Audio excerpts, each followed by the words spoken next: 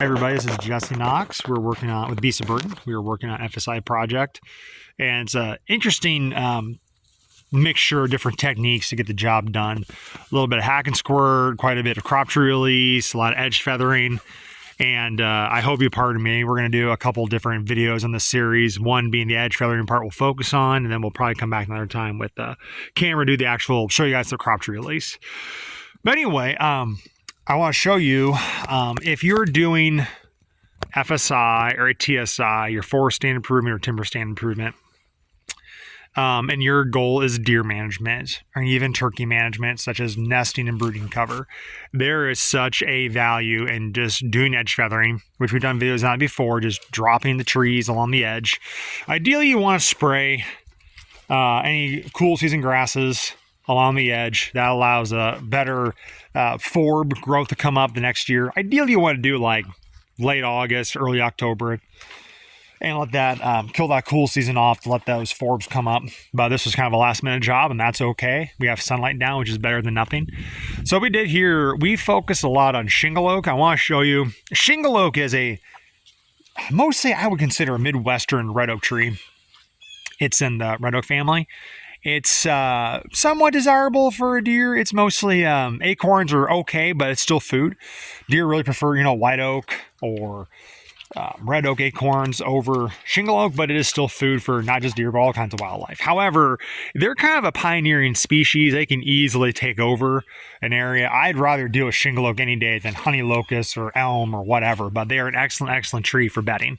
So there's like a honey locust sticking out of here. Now, what I treated very, very few trees in this whole stand. Mostly honey locust, the Osage, I treated with the Mazapir because we don't want those coming back. But the shingle oak stumps, let it resprout to be what we call mineral stumps, which is kind of a fatty term for, how would you want to describe it as? What deer have done for centuries or since the day they were designed. I mean, simply, the stumps resprout, having that browse, that fresh, new, good green growth. But to be honest with you, they've been doing that for years. But there's just been more research coming out showing the benefits of doing that. Okay, of dropping certain undesirable species to get that growth to come back to feed your deer. And then the idea is you'd use fire over time to stunt those regrowth and just get that continual regrowth, whatever stands you had. So anyway, but it's just they've dubbed it mineral stump because it's kind of a fatty term, right? So, but you can see how thick this is. This is really nice, really, really nice to help give you that fawning cover. There's great studies showing, I think we mentioned in the previous video, about having that edge is really important to give you that necessary fawning cover during that time. And the reason, the fawning season is so high with coyotes, the predation, is because coyotes are having their pups. They're just trying to survive too, feed their pups. But when you have fawns in really bad areas, because the doe has no choice, the baby's coming, right? They're going to drop them wherever. But if you can give them an edge such as this, having more of that really necessary cover, it's going to make it more challenging for a coyote to prey upon that fawn or might find something better. And really, there's been studies showing this cover really helps other prey species like rabbits and mice flourish, which then the coyotes are like, oh, that's a lot easier to catch than the fawn, so we'll deal with that. But, the deal is we are going to burn this in a month or two, so a lot of these cedars are going to go up. You might think, oh, that sucks. What happens to all that cover? Well, the thing is, I'd rather have this stuff burned, all these cedars burned, and get that new early successional response. And the landowner decided they could easily plant shrubs to add more to that diverse early successional habitat. And then 10, 15, 20 years, if those shrubs get too big, we can come along and do edge feathering. Or hell, it might be my kids doing it. Who knows? His kids, who knows? That they can drop those shrubs and let them regrow over time. Because even shrubs can get too out of control. We got to cut this. Or my landowner's watching, but I cut it before we post this, don't worry. So anyway, now in here you might go, that's just a mess. Well, it's a temporary setback to encourage that fawning cover we really need in brooding cover. I left one cedar tree up because simply, I don't know how it's going to fall, so I just let it go. I could notch it, but I don't do very well with those yet. Anyway, so the Osage, the honey locust, treated them all. I don't mind leaving a couple Osage trees.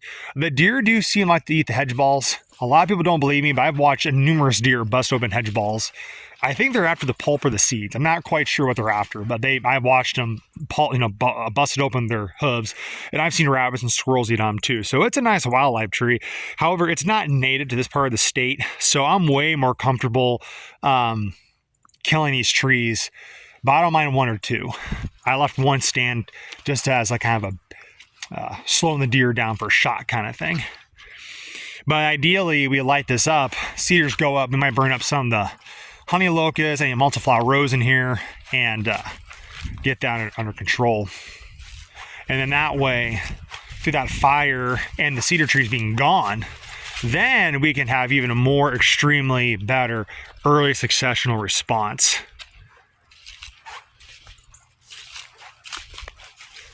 Versus just letting the cedars sit here. And sure, the cedars are great as of right now. They're fantastic fawning cover, just let them sit. However, that's when the moments of those invasive species, which luckily the farm only has rose, which is a lot more easier to deal with than the honeysuckle, letting that stuff sit there really encourages those invasive species to take a hold of your beautiful edge feathering. So I'd rather burn it sooner than later. And I believe other land managers have really, what's what I'm looking for here, have really advocated burning cedars within 2 or 3 months of dropping them. So we're gonna walk in here, and I gotta get to work. I'm so close to having this project done.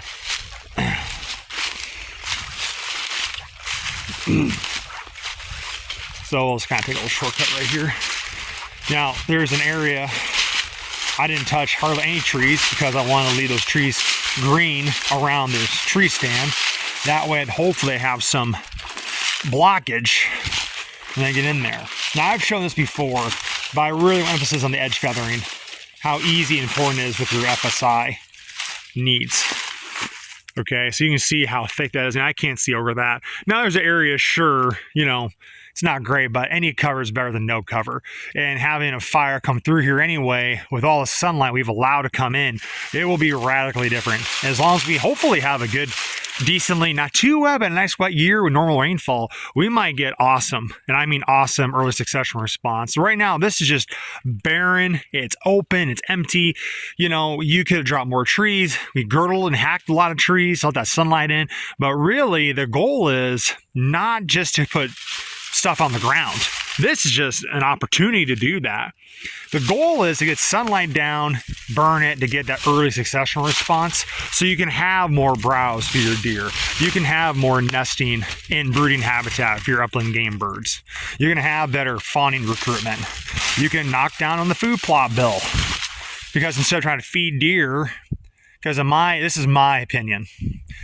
This might be a different video. I might share this in a few minutes. But anyway, you can actually give deer what they want, which is the browse they were designed to eat, instead of relying on our Frankenstein crops.